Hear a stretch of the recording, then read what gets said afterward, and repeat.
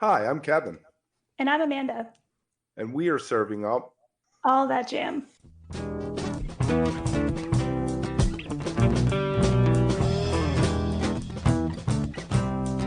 All That Jam, Quick Hit. Peter Martin, The Generation S Origin Story.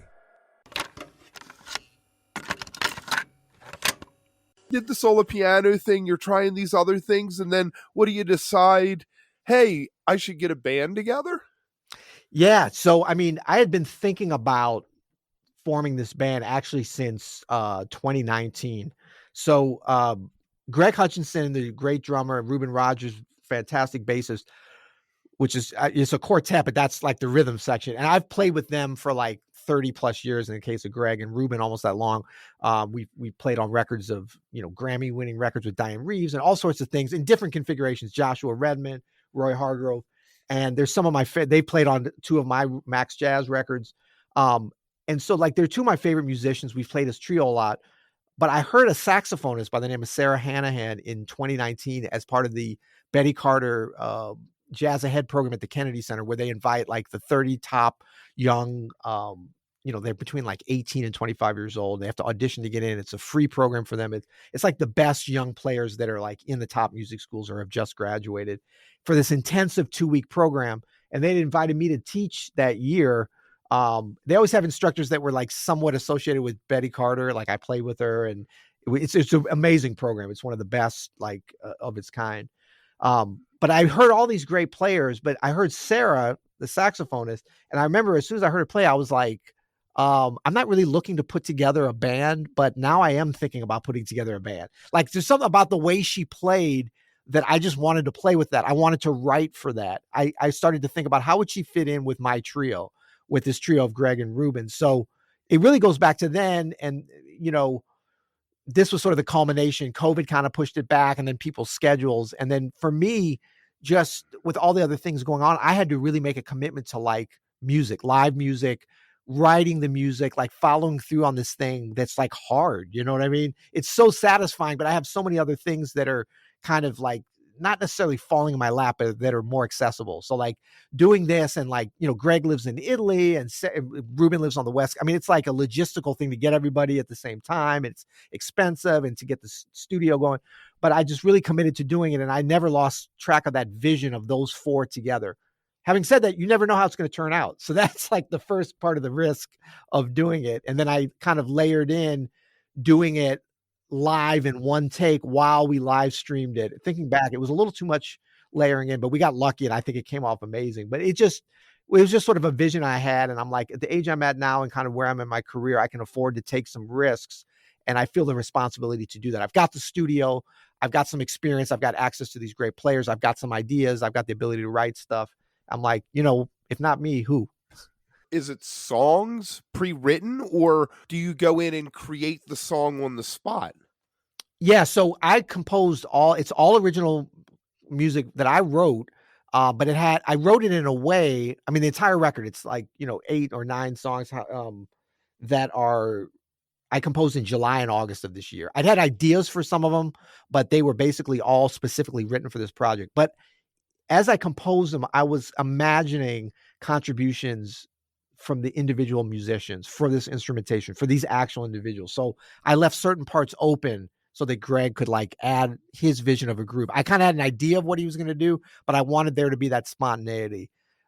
Greg and Ruben, I knew they're playing really well, so I know what they can do. I know what they can add. I know what I need to give them. I know what I don't need to give them. Sarah, I'd never played with, so I'd heard her, and I'd been watching her play over the last few years as her career was taking off, but I didn't really know. So that was sort of the wild card that I leaned into, like, okay, this is cool. We're going to have some unexpected. So I wanted to give her some specific things to do, but also some moments to shine, and for her to kind of be able to improvise. So, I mean, it's easily, I don't know, 30% improvised, maybe even more at times for sure. But it's all like totally original music, which was another risky thing because we have like no standards, no like Stevie Wonder tune. It's just all stuff out of my mind, Right.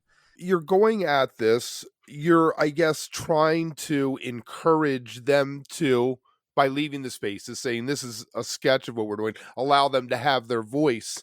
How much does that affect the final product when you're done with it and you're listening to it? How different is it from what you saw in the beginning? I mean, it's very different at parts, shockingly different, like in a really exciting way, because certain parts of it I imagined like, oh, maybe we'll go here, maybe it'll be door A or door B, and I was like, wow, I didn't know there was a door G available. So I was super happy about those moments because they were so unexpected to me. But as I looked like at the kind of overall form of not only the tunes but the record and was starting to sequence the tunes, it opened up so many possibilities. Like, man, this is so much bigger and better than I thought it could be. And so I do feel like I did the right thing by leaving some question marks, leaving some blank space for them to fill in. And I really I think we're all the benefit for that. But for me, it just reminds me, it's like less is more, especially for jazz musicians, because the thing that we know how to do is improvise, like that's one of our like core skills. So I think I did leave some really good space, but it can't be too much. Like it can't be too open-ended, especially because we were doing this as basically a live recording in the studio. So I had to have it where they could be comfortable enough to make those contributions without it being like just a free for all, and so I think like I'm really pleased with the way it came out. And like I say, like looking back on it, I was like, wow, I left a little bit too much to chance, but they came through like champs and really made me look good, basically. It's tough to get everybody together all over the world, apparently. Yeah. What's next?